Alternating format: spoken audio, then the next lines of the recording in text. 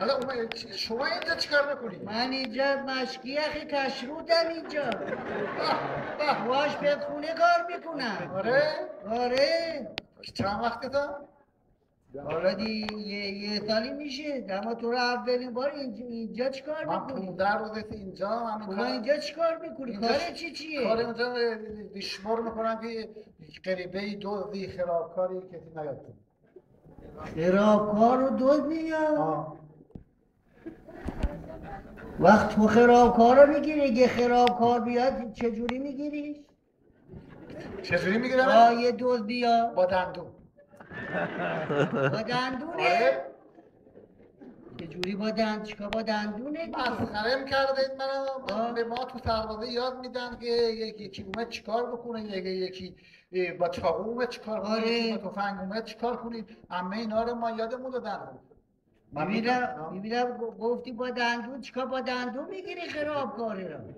با شوخی کردم. یه دفعه که این نیست، یه دفعه زن همونه دیگه نمیتونم بگیرم. پس نوازورا با دندون میگیرم. من یادم تو اصفهان که بودی از تاریکی میترسیدی. حالا اومدی رئیس سرباز خونه شده و خرابکار میگیری. تو تاریکی که میرفتی گفتی من سر دارم شاش به چه میدارم. حالا اومده اینجا شدی. حالا اومده چیکار؟ اومده بعد از چند وقت که من دیدم این حرفا فهم مرده رو ول کنید. میرم اگه خرابکار اومده اینجا بدو حمله کرد چیکار میکنی؟ قش میکنم. چیکار کنم؟ حالا برفت من خرابکار بودم. با یه چاقو اومدم بدون حمله کردم. چه جوری میگیری؟ شما چیکار یادمون دادم تو سربازی میدم چیکار بکنیم.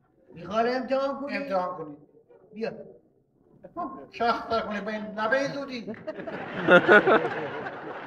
بعد چه جوری ها؟ اول آماده چاقو رو در بیارید نشون بده که من بدونم چاقو بیرون نیست. بس آماده نبوده. آماده شو. خب آماده شو. چی؟ یواش بدون بیارم. حضرت طوره ها که خرابکاره بدون تلفن کنه بگه نیستم من دارم میام.